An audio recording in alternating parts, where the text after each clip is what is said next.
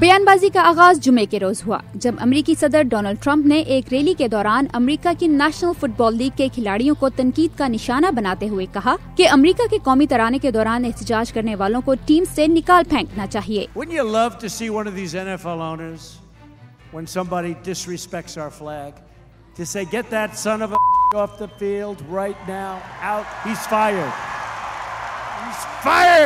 صدر ٹرمپ کا اشارہ فٹ بال کے ان کھلاڑیوں کی جانب تھا جو امریکہ میں پولیس اہلکاروں کی جانب سے سیاہ فام امریکن افراد کے ساتھ ہونے والی زیادتیوں اور تعصب کے خلاف احتجاج کرتے ہوئے کھیل سے پہلے چلائے جانے والے قومی ترانے پر کھڑے ہونے کی بجائے گھٹنے کے بل بیٹھ جاتے تھے۔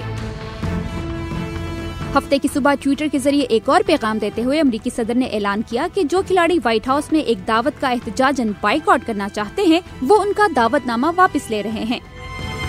صدر ٹرمپ کی جانب سے ان بیانات کے بعد فٹ بال کی ٹیموں اور کھلاڑیوں کی جانب سے شدید احتجاج کا سلسلہ شروع ہو گیا۔ I'm disappointed in the comments that were made. It's unpatriotic of the president not respecting our rights. It seems like the message that we're getting from the White House is they're trying to create division. احتجاج کرتے ہوئے fit بال کی تقریباً تمام ٹیموں نے ہفتے کے روز سے اب تک ہونے والے تمام میچوں کے آغاز میں سنائے جانے والے ترانے میں کھلاڑیوں نے کھڑے ہونے کی بجائے گھٹنے کے بل بیٹھ کر یا بازو کی چین بنا کر احتجاج ریکارڈ کروایا۔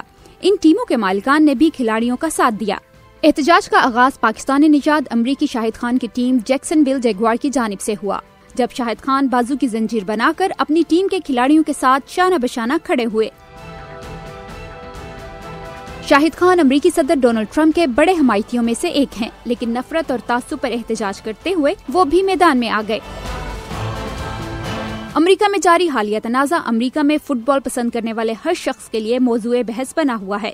شخصی حقوق کے لیے کام کرنے والی تنظیمیں اس معاملے کو سول رائٹس کا معاملہ قرار دے رہی ہیں۔ کھلاڑیوں کا کہنا ہے کہ فٹ بال ٹیموں کی جانب سے اظہار یکجہتی کا مقصد یہ بتانا ہے کہ ملک میں تفریق ڈالنے کی کوشش کو کامیاب نہیں ہونے دیا جائے گا۔ وردہ خلیل، اردو VOA۔